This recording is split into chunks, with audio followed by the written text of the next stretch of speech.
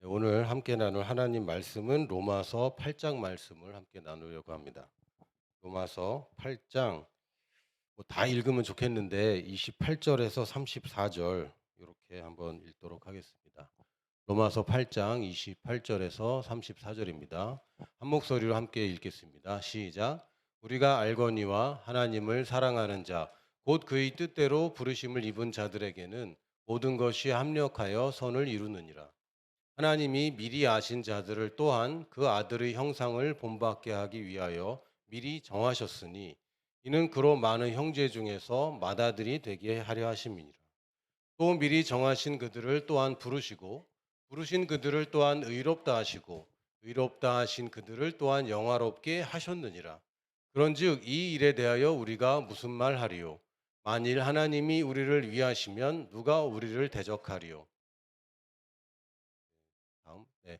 자기 아들을 아끼지 아니하시고 우리 모든 사람을 위하여 내주신 이가 어찌 그 아들과 함께 모든 것을 우리에게 주시지 아니하겠느냐? 누가 능히 하나님께서 택하신 자들을 고발하리요? 의롭다 하신 이는 하나님이시니 누가 정죄하리요? 죽으실 뿐 아니라 다시 살아나신 이는 그리스도 예수시니 그는 하나님 우편에 계신 자요 우리를 위하여 간구하시는 자시니라. 아멘. 할렐루야. 요새 계속해서 벌써 몇 개월째인지 모르겠습니다. 코로나 바이러스가 퍼져나가고 잠잠해지고 다시 확산되고 뭐 이렇게 오르락내리락 하면서 고통이 심해졌다가 줄어들었다가 하는데 어떤 특별한 직종을 제외하고는 대부분 고통 가운데 있는 것 같습니다. 뭐 마스크를 뭐 생산하신다든지 또 뭐 이런 배달, 배송 쪽으로 특히 식품, 음식 배달 쪽으로는 굉장히 호황인 것 같습니다. 그쪽으로 많이 몰리니까요. 코로나로 인해서 그 닫으려던 공장들, 특히 마스크 공장들이 다시 살아났다는 좋은 소식도 있는데 그러나 대부분은 굉장히 고생하고 있죠. 예배에 참석하는 여러분들도 예배당에 가지 못하고 또 마스크를 써야 하고 여러 가지 많은 어려움들이 있습니다. 그럼에도 불구하고 우리 믿는 사람들은 이 고통 가운데서도 일단은 불평하지 말아야 되겠습니다. 불평은 우리 보고 하라고 하신 게 아닙니다. 일단 마음의 안심을 찾으시기 바랍니다. 아, 두렵고 여러 가지로 걱정되는 일들이 있겠지만 분명히 하나님께서 살아계신 게 맞다면 코로나로 하나님이 돌아가시지는 않거든요. 하나님을 감염시키거나 교회를 감염시켜서 물론 이제 사람들은 감염되지만 주님의 몸을 감염시켜서 죽일 수는 없습니다. 하나님은 코로나로 돌아가시지 않습니다. 그러므로 하나님이 영원히 계시고 지금도 계시고 살아 계시다면 우리가 걱정하는 것은 일단 치워두고 어, 이 시대에 우리의 사명이 무엇인지 또한 이 시대에 우리가 붙잡아야 되는 것이 무엇인지 돌이켜야 될 것 같습니다. 하나님께서는 원래부터 나에 대한 계획이 있었습니다. 물론 저도 계획이 있었습니다. 근데 제 계획은 한 방에 날아가더라고요. 올해 참 많은 계획을 가지고 있었는데 그 계획들이 다 그냥 계획이었을 뿐입니다. 그걸 실행하지 못하게 됐어요. 사람들은 계획을 세우고 그것을 바꾸고 다시 세우고 다시 바꿉니다. 계획 세우는 것이 재미있는 것도 있습니다. 계획 세우는 거 아주 싫어하는 분들도 있는데 대부분의 사람들은 계획 세우는 걸 좋아합니다. 언제 좋아하냐면 시험 공부할 때. 닥친 시험 공부를 모면하기 위해서 계획을 세우는 시간을 충분히 갖죠. 근데 계획을 세우다 보니 벌써 시간 계획이 틀어지죠. 계획을 너무 오래 세운 거예요. 그럼 다시 계획을 세웁니다. 이렇게 끝없이 반복되는데 사람들의 계획은 수정되고 어떨 때는 아예 포기되기도 합니다. 그러나 하나님의 계획은 수정되지도 않고 포기되지도 않습니다. 하나님은 능력이 있기 때문에 환경이나 다른 어떤 요인 때문에 그 계획들이 이루어지지 않는다. 그렇게 말할 수 없습니다. 단지 하나님이 나를 향한 계획이 만약에 성취되지 않는다면 그것은 유일하게 내가 협조하지 않았기 때문입니다. 하나님의 나를 향한 계획을 망칠 수 있는 오직 이 지구상의 유일한 존재는 나입니다. 환경도 아니고 다른 사람도 아니고 어느 누구도 아니고 오직 나만이 하나님의 계획을 수포로 만들 수 있습니다. 일단 하나님의 계획을 오늘 로마서 8장 29절 30절에서 보니까 미리 아셨다고 되어 있습니다. 만들어지기도 전에 미리 아셨다고. 그리고 어쩌면 내가 실수하고 어쩌면 또 죄를 짓고 이런 것도 다 아셨습니다. 나의 나약함이나 온전하지 못함도 주님 다 아셨습니다. 뽑아놨는데 아 몰랐다 이런 게 아니죠. 우리는 그런 실수합니다. 사람을 채용하거나 만남을 갖거나 어떤 계약을 맺거나 할 때에 아 겪어보니까 이거 완전 다른 사람이네 이럴 수 있어요. 그러나 하나님께서 나에게 언약을 주실 때는 나를 미리 다 아셨습니다. 모르고 계약한 게 아니라 하나님은 다 알고 나를 향한 계획을 세우셨습니다. 그래서 우리가 안심할 수 있어요. 하나님 근데 코로나는 아셨어요. 하나님 근데 내가 다 아셨다고요. 하나님은 나를 아신 상태에서 세우신 계획이기 때문에 하나님의 계획은 성취돼야 마땅합니다. 좀 더 나아가면요. 하나님의 이 세계를 향한 계획, 하나님의 온전한 뜻, 나만 위한 계획이 아니라 인류 전체를 위한 계획은 이루어질까요? 안 이루어질까요? 이루어집니다. 심지어는 나랑도 상관없습니다. 내가 실수한다고 하나님의 큰 그림이 망쳐진다. 아, 그렇지 않습니다. 내가 뭔가 좀 늦었다고 하나님의 큰 계획이 망쳐진다. 그렇지 않습니다. 여러분이 하나님을 막을 도리가 없습니다. 단지 우리에게 하나님의 계획이 절실하게 필요하고 그리고 그것을 알고 싶은 것은 나한테 좋으라고 하는 거지 하나님을 위해서 내가 하나님의 계획을 이루어 드리는 것 아닙니다. 하나님의 계획, 하나님을 위한 하나님의 계획은 어쩌면 나 하나쯤은 실수하거나 나 하나쯤은 불순종해도 하나님 이루실 겁니다. 구약의 그 무수한 사람들이 불순종했고 심지어는 예수님 오시고 나서도 무수한 사람들이 불순종했지만 하나님의 뜻은 이루어지고 있습니다. 그러나 내가 나를 향한 계획을 발견해야 되는 것은 내가 그 안에서 내 몫을 차지하기 위해서입니다. 하나님을 위해서 희생하기 그런 거 아니라 하나님의 나를 향한 계획이 제일 좋은 것이기 때문에 내가 그것을 더 발견하고 싶고 더 구체적으로 실행하고 그 맞는 타이밍에 그것을 하고 싶은 거예요. 그래서 여러분이 하나님을 위해서 희생하는 그림은 여러분 이제는 그만 그리셔야 됩니다. 하나님을 위해서는 우리가 희생하는 것이 아니라 하나님이 우리를 위해서 희생하셨습니다. 하나님께서 나도 이만큼 희생했으니까 너도 이만큼 해야지라는 그런 언약 관계가 아닙니다. 여러분들이 갖고 있는 모든 인간관계는 내가 이만큼 했으니 너는 이만큼 해야지. 내가 청소했으니 너는 설거지 해야지. 이런 거예요. 그러나 하나님의 관계는 내가 희생했으니 너는 희생할 필요가 없다는 겁니다. 예수님이 희생하셨고 그리고 승리하셨고 이제는 우리가 승리에 참여하는 것이지 예수님처럼 인류를 위해 희생하는 것은 우리가 갖는 그림이 아닙니다. 단지 우리가 희생이라고 느끼는 것은 내가 잘 되는 것, 하나님의 나를 향한 완벽한 계획을 이룰 때에는 장애물도 넘어야 되고 거친 일도 할 수밖에 없기 때문입니다. 왜? 이 세상에 살기 때문에. 그럼에도 불구하고 하나님의 계획은 온전하고 가장 좋은 것이라서 내가 그것을 마음 놓고 선택할 수 있습니다. 왜요? 하나님이 미리 알고 계셨기 때문에. 하나님께 무수한 플랜 B와 플랜 C와 플랜 D가 있어서 이렇게 하다가 안 되면 저렇게 하고가 아니라 하나님이 나를 알고 계획을 세웠기 때문에 이 계획은 분명하고 확실합니다. 그리고 하나님이 나를 정하셨답니다. 정했다라는 말로 표현되어 있는데 영어로 하면 predestined. 내 운명을 정해놨다는 거예요. 이게 그럼 예정설이냐? 아니죠. 하나님의 정하신 최고의 길이 있고 그러나 나의 잘못된 선택이나 또는 내가 자유의지로 죄를 지을 수도 있는 것입니다. 어쩌면 하나님의 계획한 최고의 계획은 이미 물 건너갔는지도 모릅니다. 미안합니다만 제가 40여 년 동안 최고만을 선택한 것 같지는 않습니다. 그리고 돌아보면 뭐 하겠어요? 후회하면 뭐 하겠어요? 지금 어떻게 해서든 그 경로로 다시 갈 생각을 해야 되고 지금으로부터의 최고의 계획이 무엇인지 우리는 관심을 가져야 됩니다. 이전 것은 지나갔습니다. 옛 것은 잊어버려야 됩니다.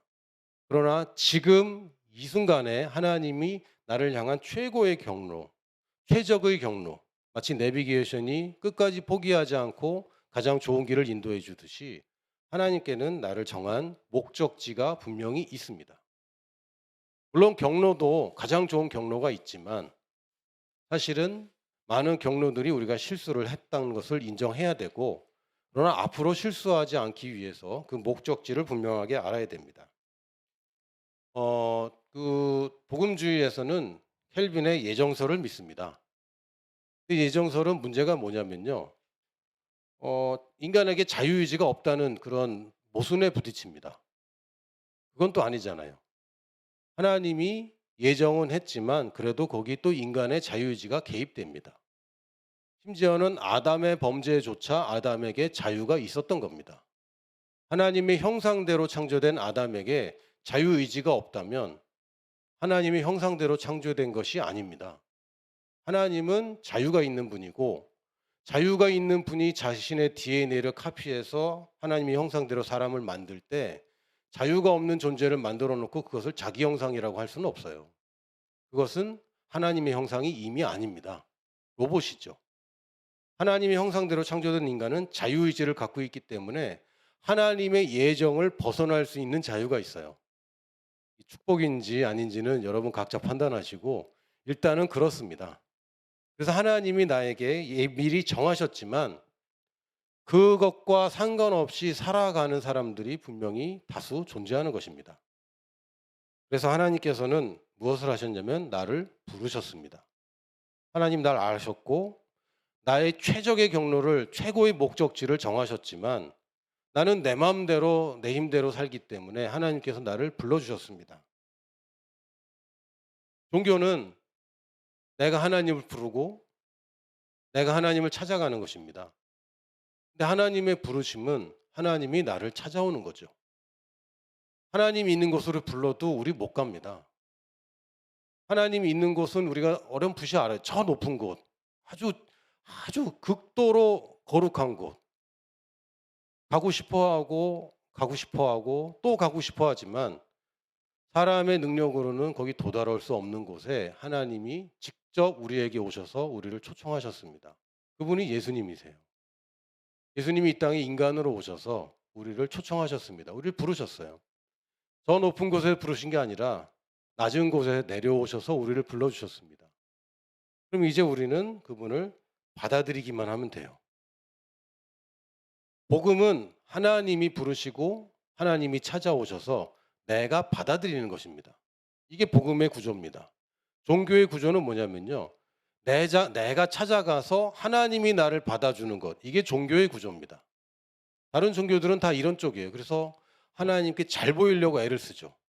애를 써서 받아주면 천국 간다고 믿는 것은 우리가 믿는 복음이 아니라, 우리가 알고 있는 하나님 우리에게 주신 복음이 아니라 우리가 인간들이 만들어낸 종교 시스템입니다. 기독교는 사람들이 종교라고 그러지만 종교가 아닙니다. 기독교라고 부르는 것은 크리스찬이티지 크리스찬 릴리전이 아닙니다. 그리스도인 됨이지. 우리는 세상 사람들이 뭐라고 부르든지 간에 우리는 주님이 시작하셨고 주님이 찾아오셔서 나를 부를 때 내가 하는 것이라고는 단지 하나, 그것을 받아들이는 것뿐입니다. 이 받아들인 자들을 의롭다 하셨습니다. 여기 성경에 보면 정확하게 과거로 되어 있습니다. 이미 의롭다 하셨습니다. 아멘. 부르신 것도 과거고요. 의롭다 하시고 의롭다 하신 그들을 또한 영화롭게 하셨다. 이게 다 과거형입니다. 나는 죄인입니다. 아닙니다. 우리가 할 이야기는 그게 아닙니다. 여러분 스스로를 죄인으로 생각하면 안 됩니다. 여러분이 남자라고 생각하면 남자처럼 행동할 것이고, 여자라고 믿으면 여자처럼 행동할 것입니다. 그리고 여러분이 죄인이라고 믿으면 죄인처럼 사는 겁니다. 성경은 우리가 예수님을 받아들일 때 의롭다 하심을 얻었다고 되어 있습니다. 이 의는 나로부터 비롯된 것이 아니라 하나님이 나에게 그냥 선물로 주신 것입니다. 그래서 의인이 되는 것입니다. 여러분이 애를 써서 성별을 구별한 것이 아니죠. 여러분 태어날 때부터 그 성별을 가지고 태어나는 것처럼 내가 애를 써서 남자가 여자가 되고 여자가 남자가 되고 안 됩니다. 그렇게 하면 안 되는 거죠. 우리도 우리의 본성이 의인이 되는 것은 나면서부터 부여받는 하나님의 본성입니다. 이것을 우리는 거듭남이라고 표현합니다. 우리가 예수님을 받아들이면 그냥 단지 그냥 예수님이 이제부터 나의 주님입니다로 받아들일 뿐만 아니라 그 성령님을 우리가 실제로 우리 영 안에 받아들이고 그 영 안에 있는 의로움조차 우리 것이 됩니다. 그래서 하나님께서 우리를 의롭다고 하셨어요.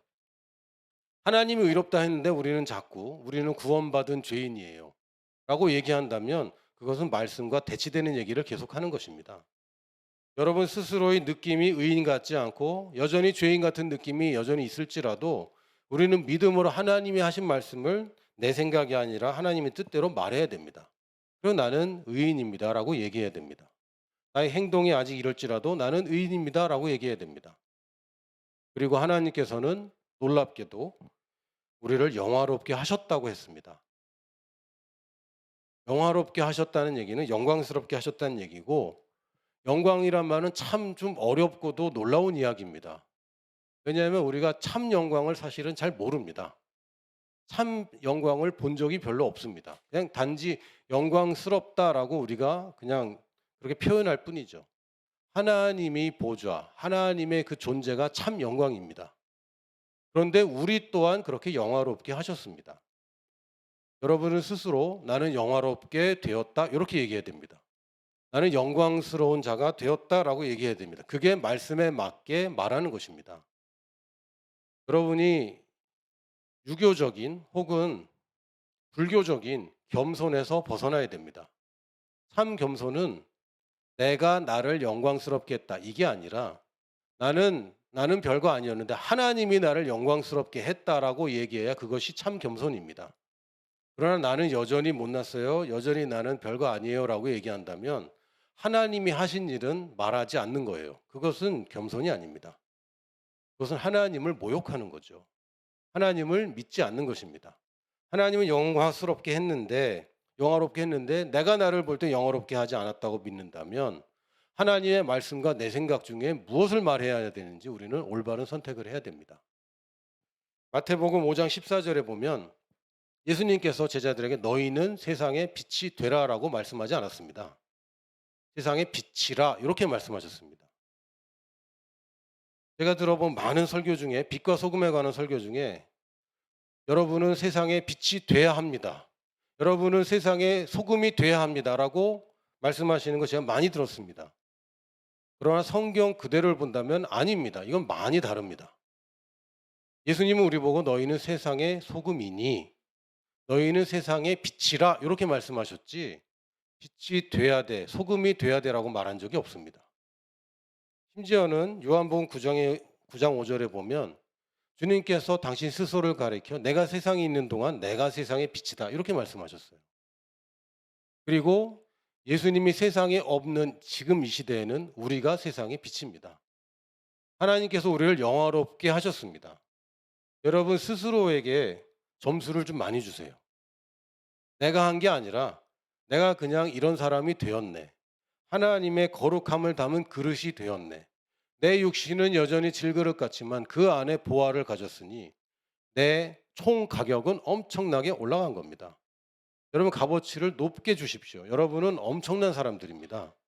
여러분들이 세상에 꼭 필요한 사람들이고 어두운 세상에 여러분만이 영화로운 빛을 비출 수 있는 유일한 존재입니다. 할렐루야.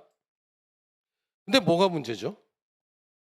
근데 어려움이 있고 문제가 있고 그런 것 같지 않고 예수님처럼 살고 있지 않은 것 같고 사도 바울처럼 살고 있는 것 같지 않고 사실은 우리가 삶에서 문제들이 있습니다. 첫 번째는 하나님의 뜻에서 벗어났는가. 로마서 8장 28절 아까 봤지만 우리가 알거니와 하나님을 사랑하는 자 곧 그의 뜻대로 부르심을 받은 자들에게는 모든 것이 합력하여 선을 이룬다고 했습니다. 선이라고 번역된 이것은 도덕적으로 선한 것뿐만 아니라 좋은 것, 굿니스를 이룬다고요. 잘 된다고요. 여러분이 하는 일마다 잘 되는 일이 벌어져야 되는데 하는 일마다 잘 되는 건 또 아니잖아요. 솔직하게. 여러분이 계획하는 것마다 다 잘 되는 건 아니지 않습니까? 아무리 선한 계획을 해도 잘 안 될 때 있지 않습니까? 뭐가 문제입니까? 가장 근본적으로는 하나님의 뜻대로 가야 됩니다. 하나님의 뜻대로. 그 목적과 방법에서 벗어나면 벗어날수록 오류가 생깁니다. 하나님의 분명한 목적, 여러분을 향한, 여러분을 택정하신, 계획하신 그 목적지에서 살짝 벗어나면 벗어날수록 점점 문제들이 커지는 거죠. 또한 목적은 아주 좋을지라도 방법적인 문제에서도 하나님의 인도를 받지 않는다면 우리가 합리화하고 아무리 변명한다 할지라도 그 결과가 여러분 인생에 나타날 것입니다. 어쩌면 가장 비참한 것은 뭐냐면 내가 이 땅에 살아있는 동안에 더 좋은 것을 놓치는데 내가 그것을 알지 못하는 거예요. 이게 가장 제 마음을 어렵게 합니다. 내 딴에는 참 좋았다고 생각했는데 하나님 앞에 갔는데 하나님께서 너 내가 시킨 거 10가지 중에 겨우 한 가지 했구나. 이런 말 듣고 싶지 않잖아요. 너 내가 시킨 것은 관심 없고 네가 나름대로 내가 그걸 원한다고 착각한 그것을 열심히 했구나. 열심히 하긴 했지만 너의 상은 없다라고 말씀하실 겁니다. 잘못된 목적지로 아무리 열심히 달려도 상은 없습니다. 이건 어쩌면 무시무시한 얘기인지도 모르겠습니다. 여러분의 지금까지 살아온 인생이 어떻든지 간에 지금 이 순간부터는 하나님의 최고의 목적으로 하나님이 제시한 방법으로 달려야 됩니다. 그거 말고는 다른 방법이 없어요. 또 뭐가 문제냐면 두 번째는 하나님을 사랑하는 자. 조건이 두 가지였습니다. 하나님을 사랑하는 자, 곧 그의 뜻대로 부르심을 받은 자들에게는 모든 것이 합력하여 선을 이룬다고 그랬죠. 하나님을 사랑하지 않는가? 어떻게 하나님을 사랑하지 않을 수가 있어요? 솔직히 사랑하죠. 좋아하죠. 근데 가까이 하지 않는 경우는 있어요. 그럼 배우자 간에 혹은 좋아하는 사람 간에 의심될 때 있지 않습니까? 저 사람이 정말 날 사랑하나? 물어보면 사랑하니까 결혼했지. 그랬지. 근데 지금도 그러냐는 건데 사랑은 하는 거예요. 그러나 지금 나의 태도와 지금 나의 행동이 이 사람과 가깝지 않다면 우리는 체크해 봐야 됩니다. 우리가 선교사로 헌신하면 사랑하니까 헌신했죠. 여러분 혹시 책찍 맞아서 헌신하신 분 계세요? 하나님이 막 혼내고 윽박질르고 그래서 어쩔 수 없이 헌신한 분 계십니까? 여러분 어쩔 수 없이 세상에서 하나님 없이 사니까 어쩔 수 없이 하나님께 돌아온 거 이런 거 말고 하나님께 직접 두드려 맞아서 예수님 믿어야 되겠다라고 결심한 분 계십니까? 이거 착각하는 겁니다. 그럴 수 없습니다. 어떻게 예수님을 만나서 그분을 사랑하지 않을 수가 있어요? 여러분이 사랑에 빠지기 쉬운 사람 누굽니까? 매력적인 사람. 그리고 나를 좋아해 주는 사람. 매력적이긴 해도 날 안 좋아하면 내가 그 사람을 어떻게 사랑하겠어요? 너무 매력적이시고 흠잡을 데 없고 제가 예수님 얼굴을 그려보려고 그래도 자꾸 옛날에 본 영화 주인공밖에 생각이 안 나요. 실제로 그렇게 생겼는지 안 생겼는지 모르겠지만 예수님 만나면 예수님 진짜 어떤 분인지 만나면 그분을 어떻게 사랑하지 않을 수 있습니까? 사랑하죠. 간디가 이런 말 했습니다. 예수님은 진짜 좋은 분인데 예수 믿는 사람은 별로다. 물론 한국말로 이렇게 얘기하지 않았고 영어로 얘기했기 때문에 정확한 뜻은 아니지만 예수님을 진짜 만나면 그분을 사랑하지 않을 사람이 누가 있겠습니까? 물론 바리새인들이나 당시 율법학자들은 예수님 사랑하지 않았습니다. 제대로 못 만났어요. 정말 예수님과 같이 대화 나누고 그분의 말을 듣지 않았습니다. 우리가 주님을 사랑하지만 주님의 사랑의 관계로 있는 것과 아닌 것은 다를 수 있습니다.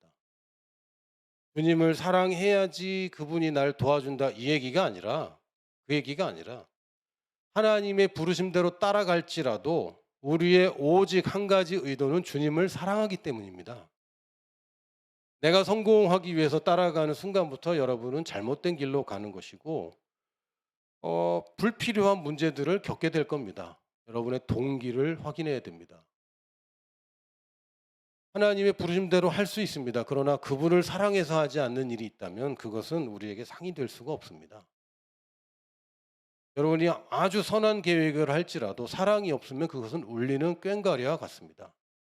사람들이 볼 때는 좋은 업적을 남기고 좋은 점수를 받을 수는 있을지 몰라도 그것은 하나님 앞에서는 울리는 꽹과리입니다. 사랑이 없으면 아무것도 소용이 없는데, 특히 하나님을 사랑하지 않고 하는 모든 의도들, 모든 동기들은 여러분들이 체크해야 됩니다.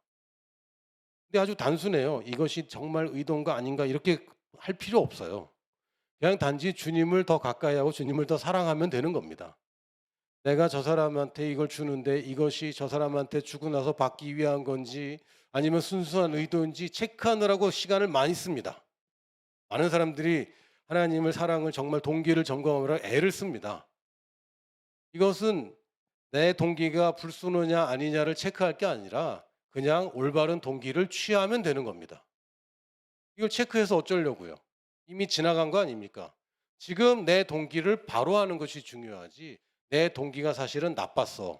이건 나중에 나는 이렇게 잘하려고 했는데 잘 안 된 걸 보니까 그때 반성할 때나 내가 동기가 문제가 있었나? 이렇게 하는 거죠. 지금 여러분의 동기를 체크하느라고 애쓰지 마세요. 단지 바른 동기를 취하십시오. 나는 내가 지금 살고 있는 것은 주님을 사랑해서야. 난 주님을 사랑하기 위해서 지금 여기에 있는 것이고 내가 결정하는 모든 것은 주님을 사랑하기 위해서 나는 결정한다. 라고 여러분이 마음 먹고 말하기 시작하십시오. 그리고 또한 우리가 올바른 말씀을 붙들어야 됩니다. 어떻게 붙드느냐? 인내로 붙드는 겁니다. 여러분 생각과 되어지는 환경과 상관없이 그것을 붙들어야 됩니다. 우리가 가끔은 이런 과정이 있을 수도 있습니다. 과정에. 그리고 대부분의 과정이 우리가 계획하고 우리가 좋아하는 그런 것보다는 더 길더라고요. 대부분 깁니다. 나는 지금 당장을 원하는데 하나님의 온전한 계획은 당장이 안 될 수도 있는 겁니다. 하나님께 더 좋은 계획이 있는 것이고 무르익어야 될 때도 있는 겁니다. 당장을 원하지만 하나님께는 이런 준비 기간이 필요할 수도 있습니다. 다윗 같은 경우도 어린 시절에 왕으로 기름 부음을 받았지만 실제로 온 이스라엘의 왕으로 인정받기까지 굉장히 긴 시간이 필요했습니다. 요셉에게도 그 꿈이 주어졌을 때 그때에 성취된 것이 아니라 오랜 기간이 지났고 그가 겪고 싶지 않은 일들을 겪고 나서야 그 꿈이 성취되었습니다. 어쩌면 우리가 모르는 새에 다른 일들이 합력하는 중입니다. 합력하는 중. 그 과정 가운데 우리가 있을 수 있습니다. 우리가 한 가지 인생의 경험을 통해서 아는 것은 합력하는 기간이 짧으면 사실은 작은 열매인 거고요. 합력하는 기간이 길다면 사실은 우리가 큰 열매를 기대할 수 있습니다. 큰 성과가 그냥 나오지는 않더라고요. 하나님이 아무리 계획했더라도 무르익어야 될 때가 분명히 필요한 것입니다. 지금 많은 분들이 고통 가운데 있는 것을 압니다. 그러나 이 고통은 지나갑니다. 장담컨대 지나갑니다. 그리고 더 좋은 것을 위한 쓰임받는 불쏘시개가 될 겁니다. 하나님의 약속은 우리가 부르심에 있고 그분을 사랑하고 있다면 모든 것이 합력하여 좋은 것을 이룬다고 말씀해 주셨습니다. 우리는 이 말씀을 믿습니다. 그래서 합력하는 동안에는 우리가 그것을 기꺼이 기다릴 수 있습니다. 이것을 인내라고 부릅니다. 어려운 것을 앞은 모르겠으니까 앞날은 정말 끝이 안 보이는 어려움 속에서 인내하는 것이 아닙니다. 끝이 안 보여도 끝은 있다는 걸 믿으니까 우리가 즐거운 마음으로 인내하는 거고 단지 이 문제에서 해결될 것만, 이 문제에서 해방될 것만 우리가 믿는 것이 아니라 지금 내가 겪고 있는 이 일들을 통해서 하나님이 더 큰 일을 이루실다는 것을 우리가 믿으니까 우리는 기쁨으로 인내하는 것입니다. 하나님께서 약속하신 것을 기다리는 것을 우리는 즐거움으로 기다릴 수 있습니다. 약속이 없다면 그 기다림은 굉장히 힘듭니다. 굉장히 힘들어요. 여러분 어렸을 때 소풍 가던 거 기억나세요? 소풍 가기 전날 그 긴장되고 기다리던 거 생각나십니까? 언젠가는 소풍 갈 거야. 이거는 기다리기 너무 힘들어요. 압니다. 그러나 일주일 후에 갈 것이고 내일 갈 것이고 분명히 가긴 갈 것이기 때문에 우리가 기다릴 수 있습니다. 그리고 기한이 늦어지면 늦어질수록 더 큰 잔치가 될 겁니다. 더 높은 곳으로 더 아름다운 모습으로 하나님이 우리에게 안겨주실 것을 믿습니다. 자, 그래서 우리가 해야 되는 일은 세 가지로 한번 나눠봤습니다. 첫 번째는 부르심은 여러분이 계속 확인해 봐야 됩니다. 그냥 몇 년 전에 예언받은 게 있기 때문에 아닙니다. 그것으로는 충분하지 않습니다. 어떤 경우에는 지금 남쪽으로 가. 영원히 남쪽으로 가라는 얘기 아니에요. 어느 순간에는 우회전해. 이런 응답이 있을 수 있습니다. 목적지가 변하지 않았더라도 경로는 늘 변할 수 있습니다. 그거는 내 소관이 아닙니다. 미래를 아시고 앞날을 아시는 하나님께 맡길 때에 훨씬 더 좋습니다. 저는 가끔 내비게이션 키고 다니는데 음성을 꺼놓거든요. 왜냐면 말이 너무 많아.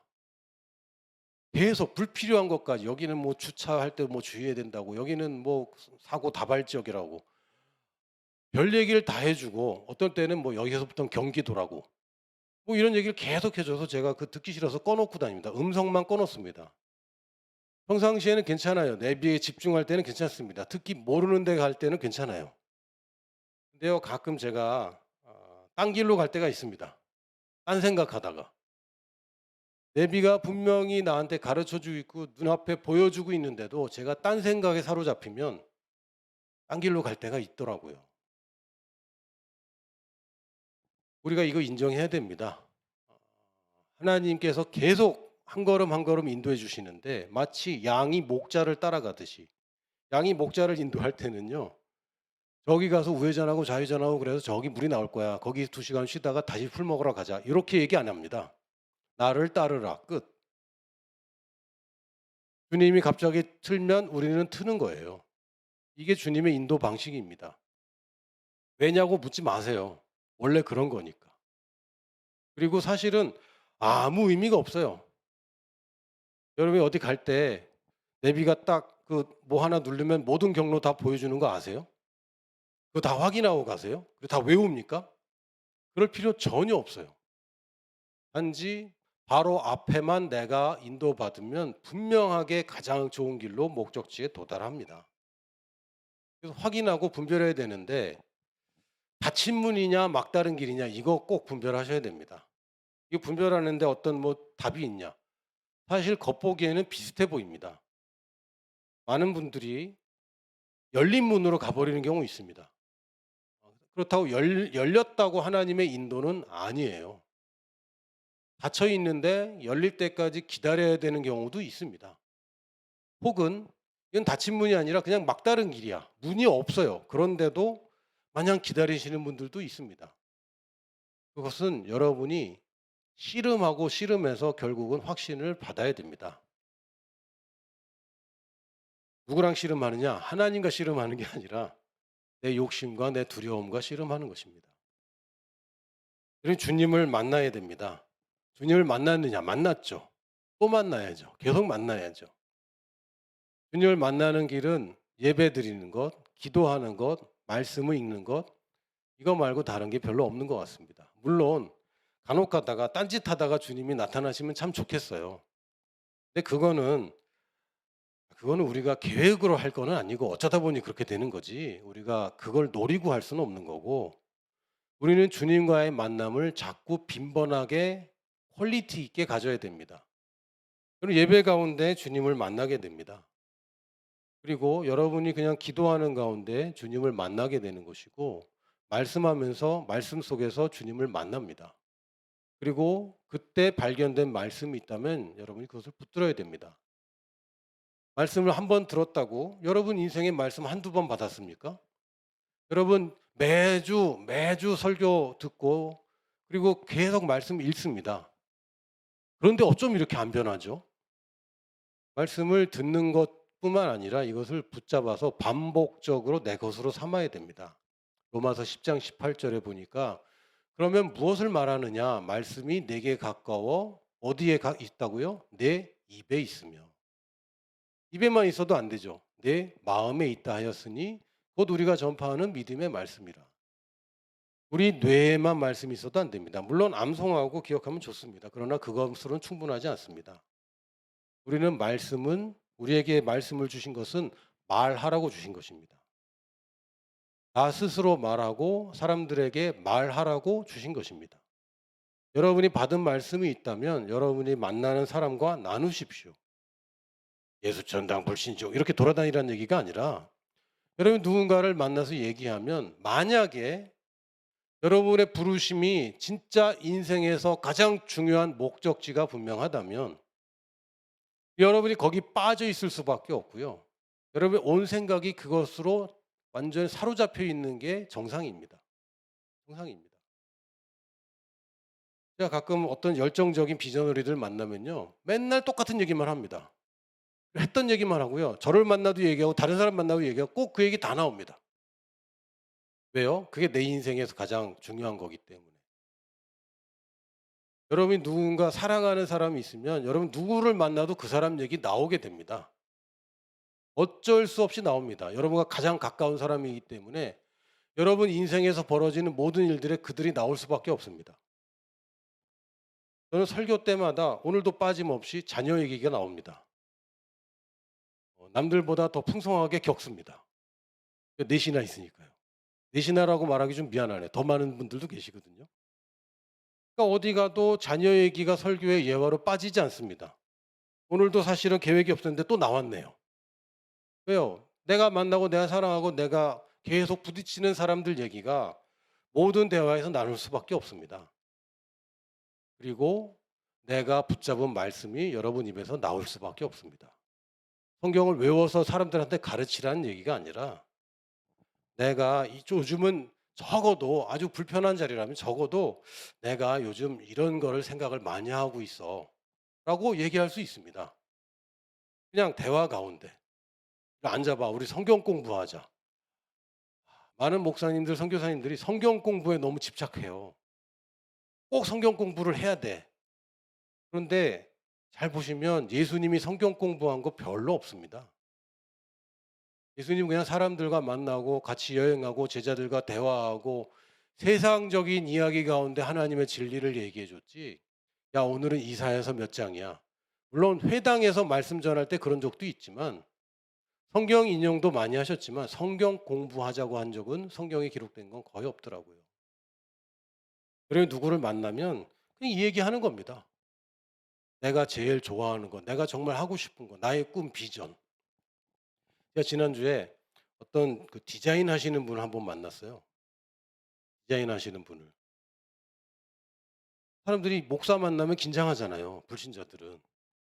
또 뭘 또 날 어떻게 삶을까 막 이러는데 이분이 뭐라 하냐면 자기가 하는 일이 뭔지를 짤막하게 설명하면 자기는 기업 브랜드를 구축해 주는 디자인을 하는데 쉽게 얘기하면 그 기업의 미션을 찾아주는 일입니다. 이렇게 얘기하더라고요. 이런 얘기를 하는 겁니다. 자기가 하는 일에 정확하게.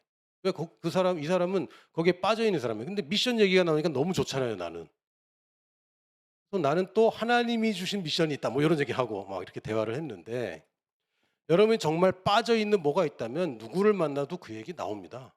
빠져 있는 사람이 있다면 그 얘기 나옵니다. 그리고 오늘 이번 주에 내가 이거구나라고 뭔가 좋은 걸 붙잡았다면 그 사람들한테도 얘기할 수밖에 없습니다. 여러분이 이런 일을 하는 겁니다. 어렵게 억지로 해내는 게 아니라 그냥 자연스럽게, 자연스럽게. 이러면 여러분이 인생이 즐겁죠. 여러분이 하나님이 뭔가 맡겨준 하나를 발견하면 그때부터 인생이 즐거워집니다. 왜 애매합니까? 부르심이 애매해서 그래요. 미션은 있다는 건 알겠는데 아직 나의 비전으로 명확하지 않기 때문에 애매합니다. 이것인가 저것인가 두렵죠. 왜 그렇습니까? 분명하지 않기 때문에. 그럼에도 불구하고 제가 여러분에게 한마디만 드리겠습니다. 안심하십시오. 안심하세요. 두려워할 필요 없습니다. 두려움은 하나님으로부터 나오는 게 아닙니다. 물론 경외라는 단어로 하나님을 향한 두려움을 특별히 한국말은 구별합니다. 이 경외라는 말은 무서워. 때릴까 봐 무서워. 어떡하면 그게 아니라 그냥 나와의 격차가 큰 대상을 만났을 때 생기는 자연스러운 경외감이 있습니다. 높은 산을 보면 와, 막 이런 거. 큰 바다를 보면 와, 이런 거. 혹은 거대한 건축물을 보면 와, 놀랍다. 이런 거. 이런 압도되는 거. 크기나 사이즈나 능력 면에서 압도될 때 느끼는 그냥 두려움이 있습니다. 이거 경외감 빼고 모든 두려움은 하나님으로부터 오는 것이 아닙니다. 사랑과 두려움이 같이 있을 수 없다고 얘기했고, 하나님은 사랑이 많다도 아니고, 하나님은 사랑을 우리에게 준다도 아니고, 하나님은 사랑이다라고 얘기했다면, 우리가 겪고 있는 두려움은 우리에게서 온 것도 아니고 하나님에게서 온 것도 아니고 사탄이 우리에게 넣어주는 것입니다. 사탄과 마귀들은 우리에게 보이지 않기 때문에 가끔은 이게 내 생각인지 그들이 내게 준 생각인지 헷갈릴 때 있는데요. 일단 모든 두려움은 사탄이 주는 겁니다. 내 생각이 아닙니다. 여러분은 거듭난 영에서는 두려움이 나올 수 없습니다. 두려움은 영적인 것이고 단지 내 감정으로 나온 것은 영적인 것을 우리가 받아들일 때 감정적으로 두려움이 나오는 것이고, 이 영적인 것은 영적인 것이 아닌 것에서 발생되지 않습니다. 거듭난 내 영에서는 두려움이 발생되지 않습니다. 사탄이 내게 넣어준 거라고 여러분이 인식해야 됩니다. 갑자기 두려운 마음이 든다. 이거 내 거 아니다라고 그것을 거절해야 됩니다. 왜 두려움을 거절할 필요가 있느냐? 두려움의 근원은 마귀고 마귀는 거짓의 압이기 때문에 이 두려움의 실체는 거짓입니다. 수학적으로 A는 B이고 B는 C면 A는 C죠.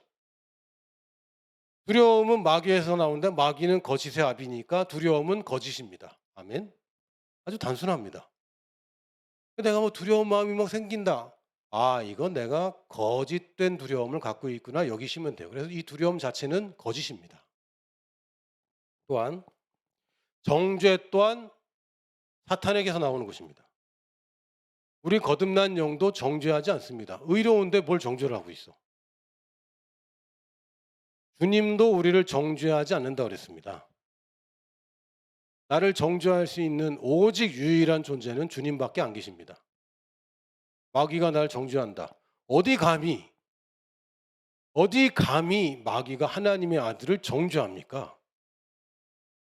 근데 하고 있잖아요. 왜죠? 우리가 허락하기 때문에.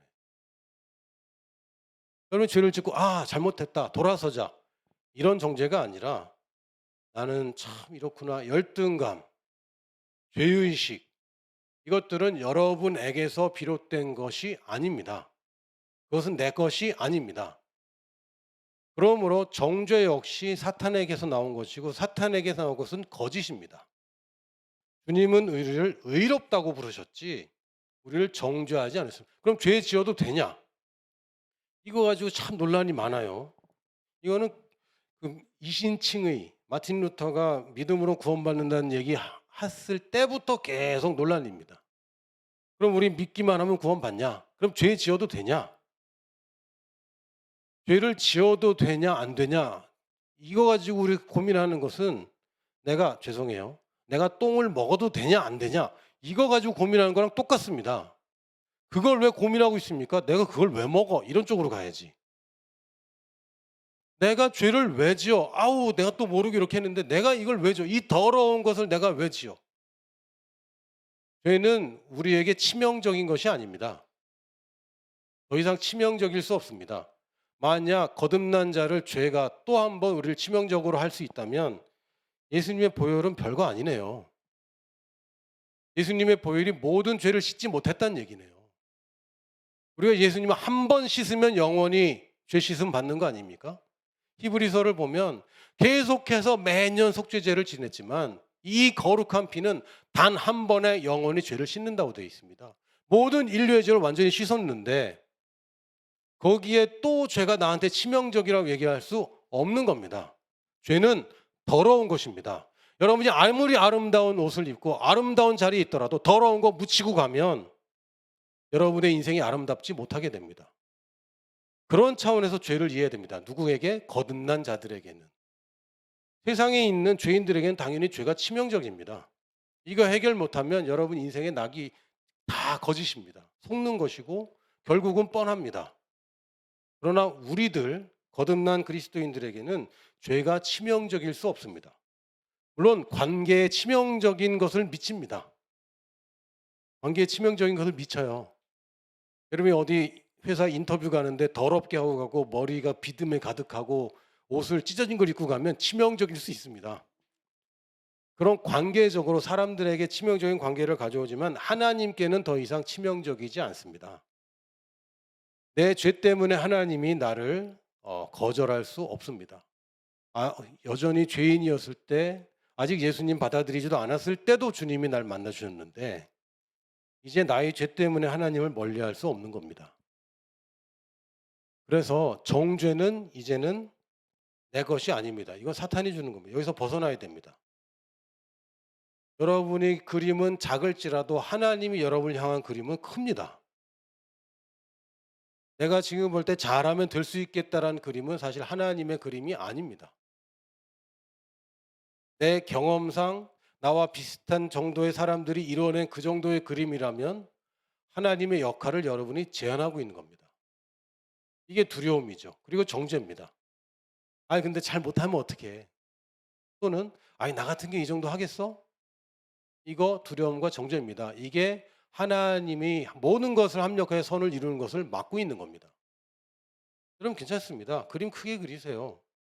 여러분이 다 못 그리고 가면 누군가 다시 또 이어서 그릴 수 있습니다. 여러분 대에 뭔가를 이루고 내가 성취하겠다는 그림도 여러분 조심해야 됩니다. 정말 하나님을 위한 것인지 나를 위한 것인지.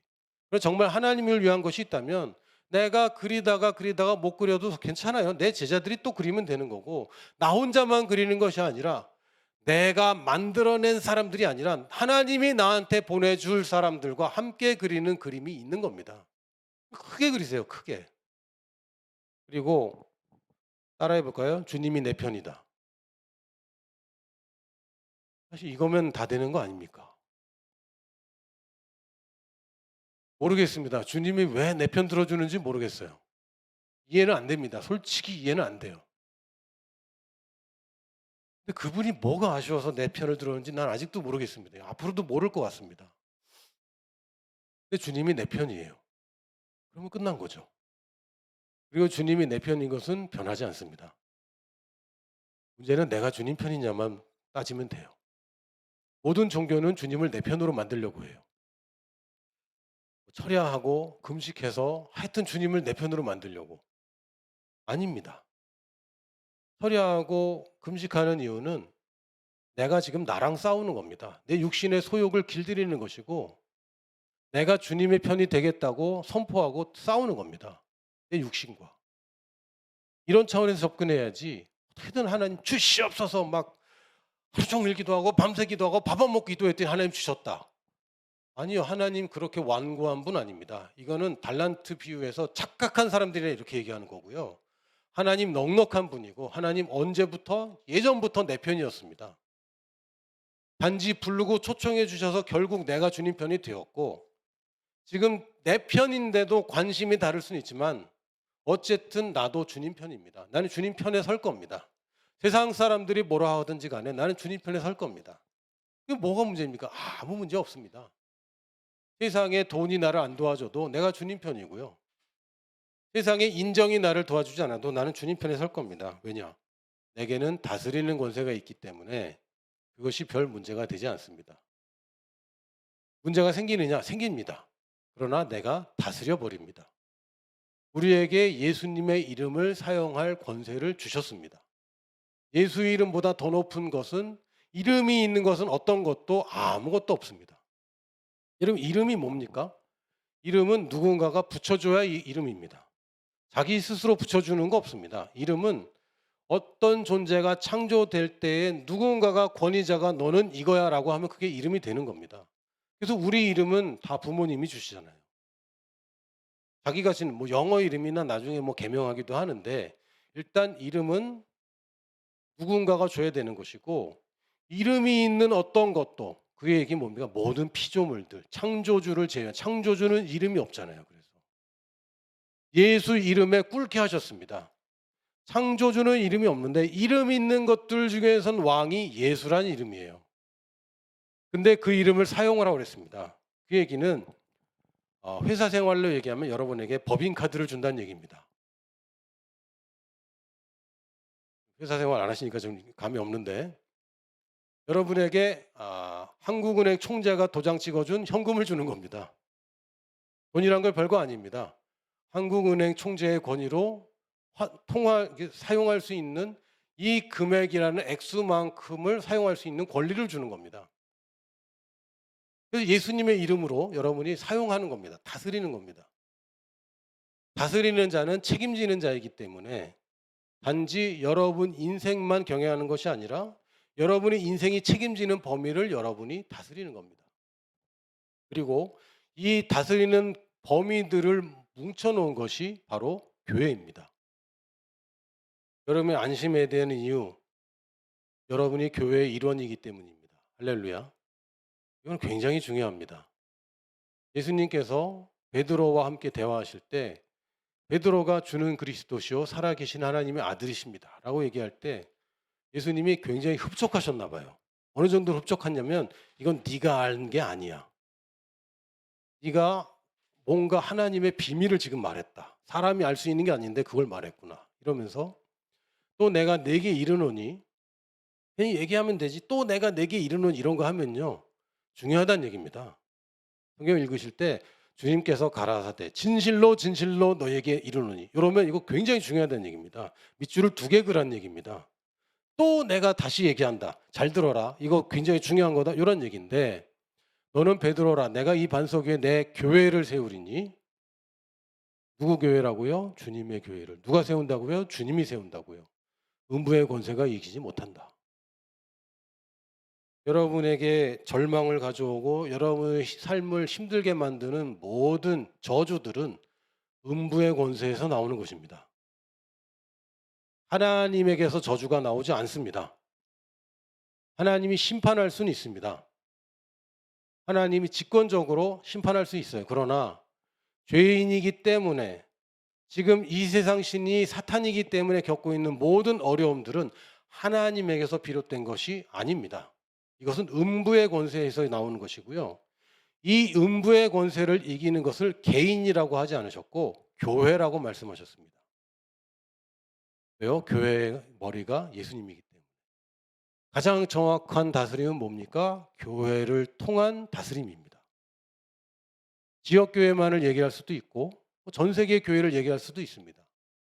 그러나 적어도 여러분이 몸담고 있고 여러분이 일원으로 등록되어 있는 이 교회는 여러분에게 음부의 권세가 이기지 못하는 큰 혜택을 줍니다. 그래서 우리가 안심할 수 있는 거예요.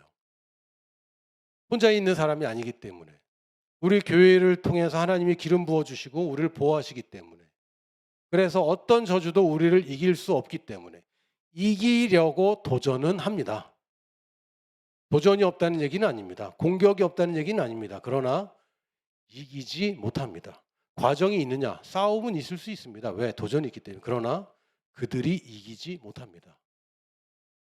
정확하게 얘기하면 우리가 이깁니다. 우리 교회는 이기는 자들입니다. 패배자들이 아닙니다. 이기는 자들입니다.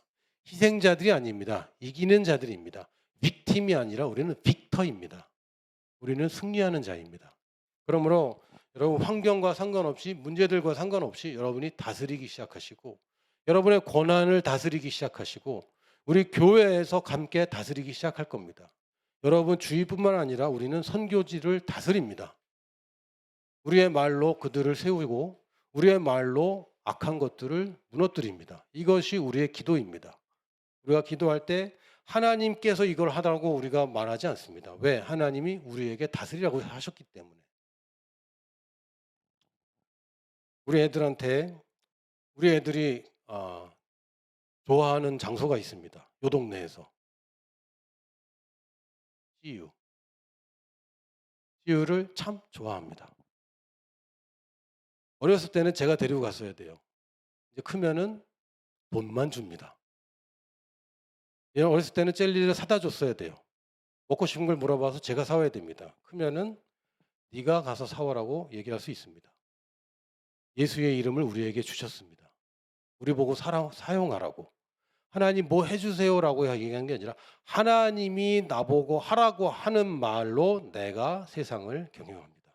누구의 세상? 내가 권세를 가진 내 세상은 내가 경영합니다. 할렐루야.